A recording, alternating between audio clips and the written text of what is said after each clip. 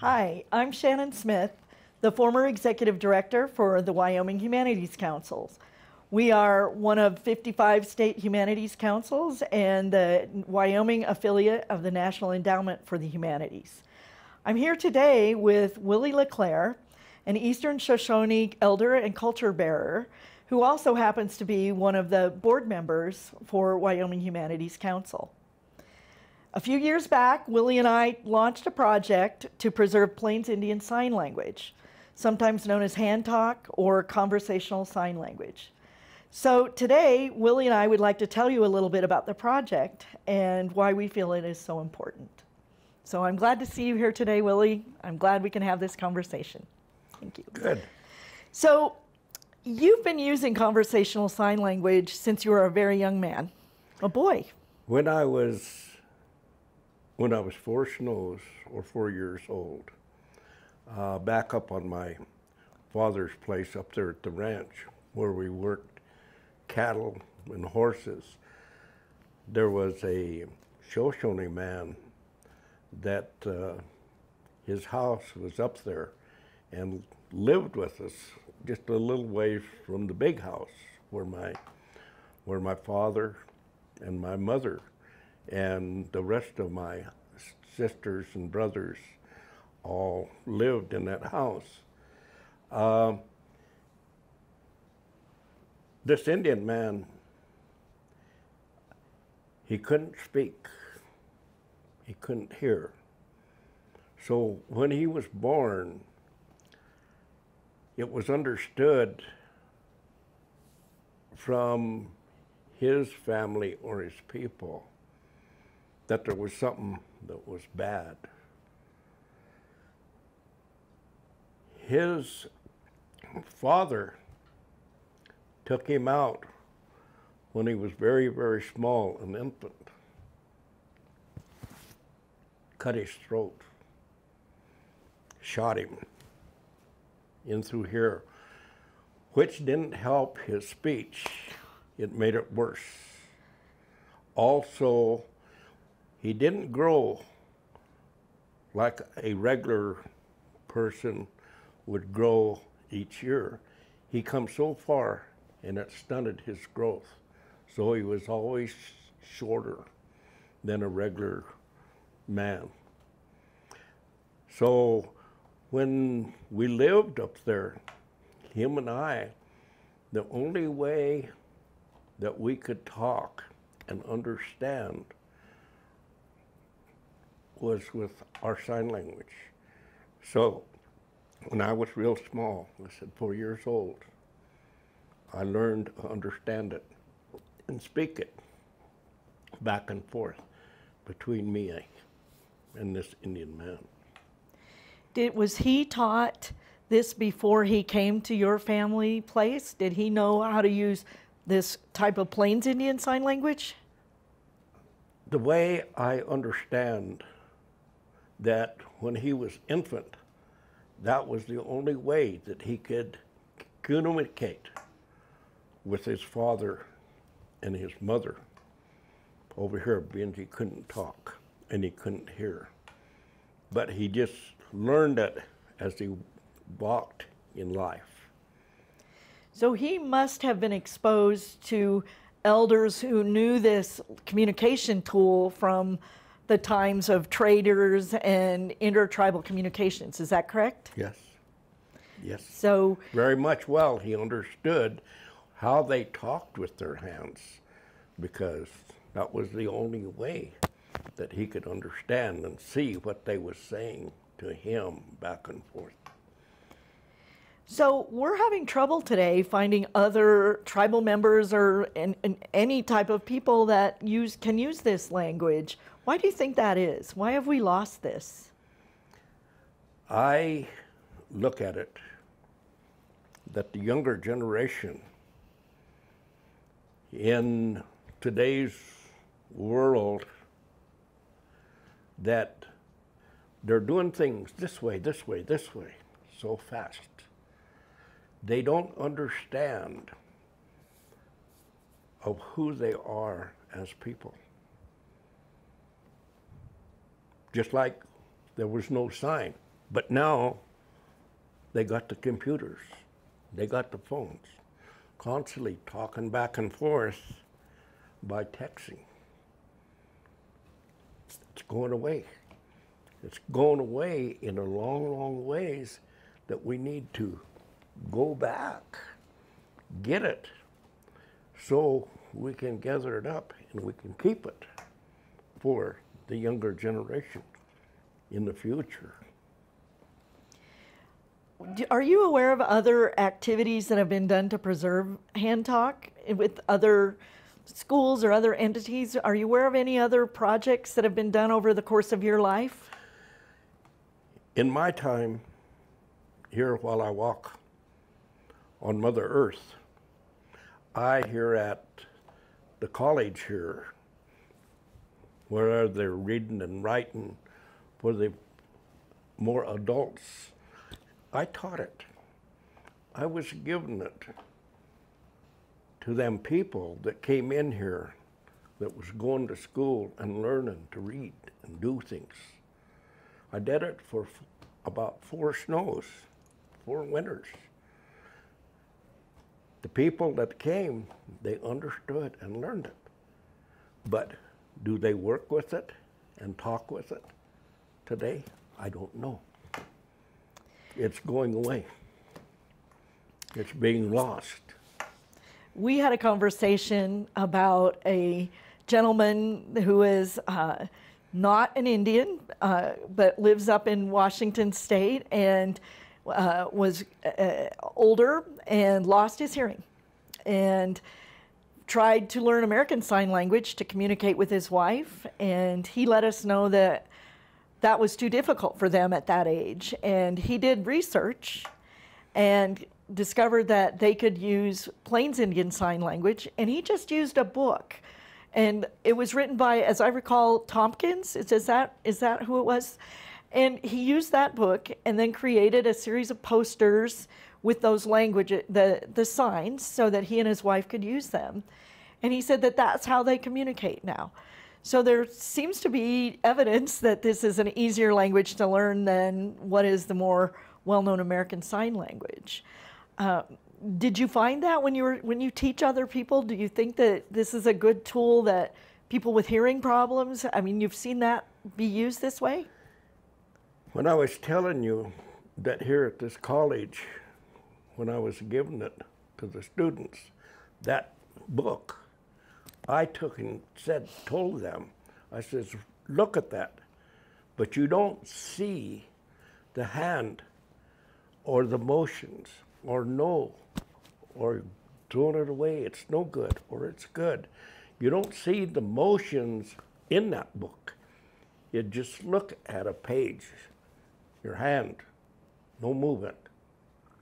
It's got to come from here to smooth it out. It's got to say thank you from here, not to get out here and say stay away from me. Mm-hmm. Wherever the proportion of the hand is also insinuates a lot of information on how we talk with our hands so people can understand. So you can say thank you, but don't get out here and say, don't approach me. We have to be careful on where the positioning of your hands are. Oh. With father and mother, children as they grow in height, it's a human race, our people. Does hand talk convey emotions? Can you show that you're angry or happy or sad? Yes.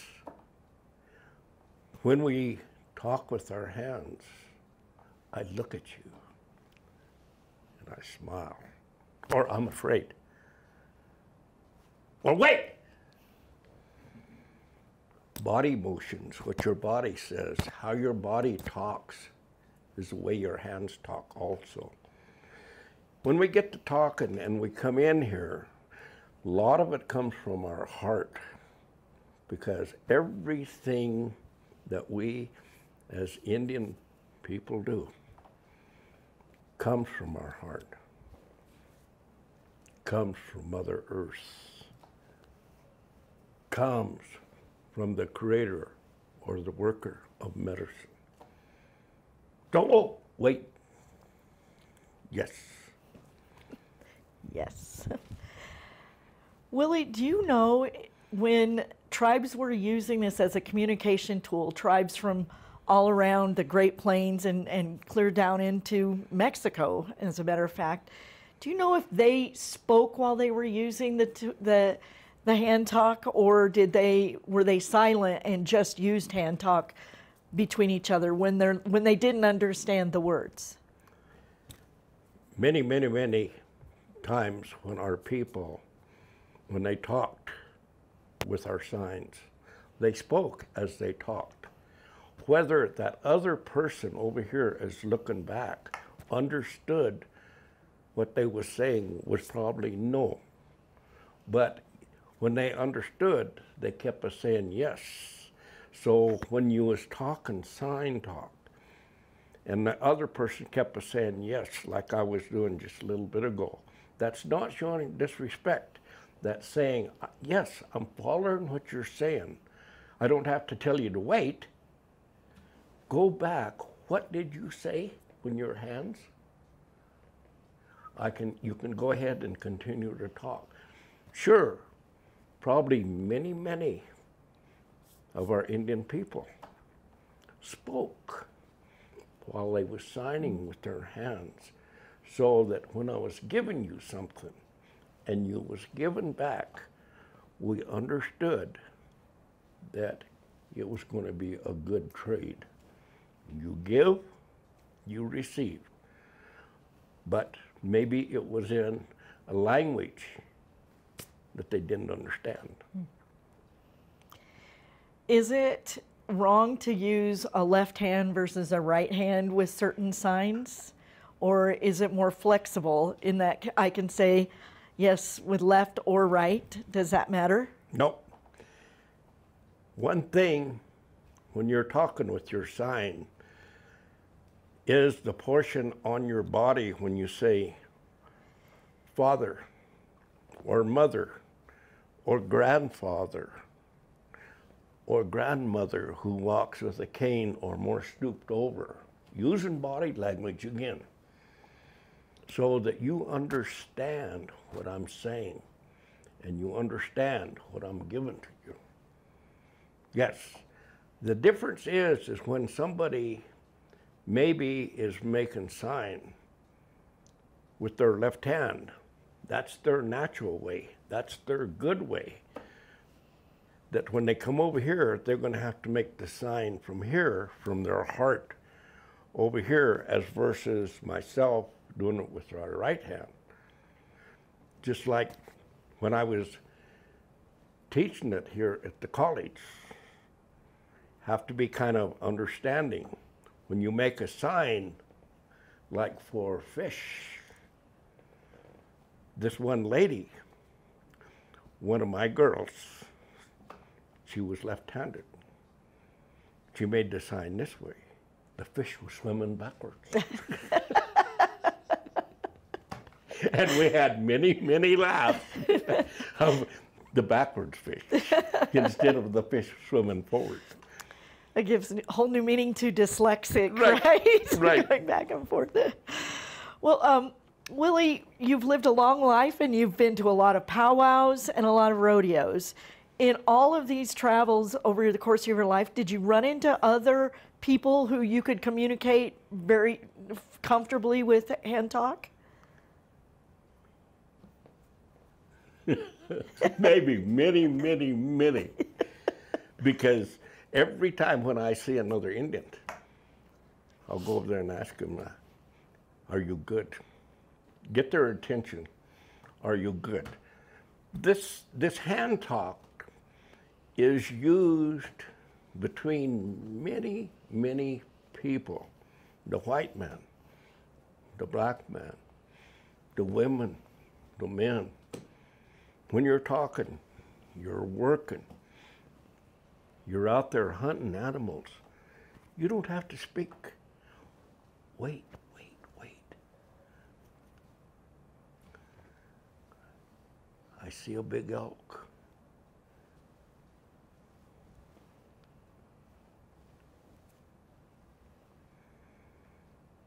You understood everything I said. I did. And I never You go said a this- word because we was hunting. We had to be quiet. And that's where it was very, very useful. But also up there on my dad's ranch with our cows, you could be a long, long ways, way over here, horseback, as long as you could see the other one.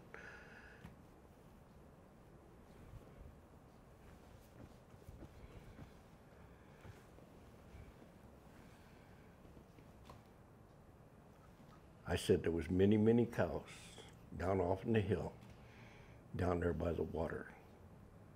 You didn't have to be with where you could hear and understand.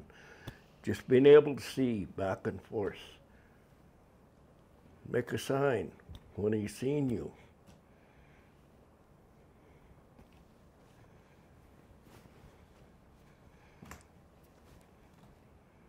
We're done for the day.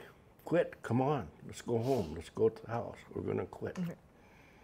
Because our horses are tired. Me and you, we're tired, we're gonna quit. When you did your travels, have you noticed over the last decades that fewer people are comfortable reaching out to you or answering or understand? For a long time, people looked and understood what I was saying when I was talking with my hands. Many people would look back and they might just nod because they didn't know that they could say yes. They wanted to show respect or things in a good way when they was talking to you over there. Just like today, you and I, we've seen 3 people.